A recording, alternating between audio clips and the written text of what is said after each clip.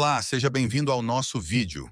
Hoje vamos te mostrar o passo a passo para transformar uma imagem simples em uma arte vetorial incrível.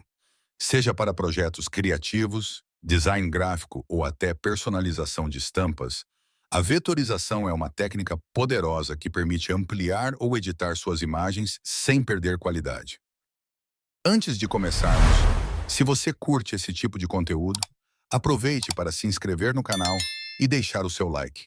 Isso nos ajuda muito. Agora, vamos ao vídeo.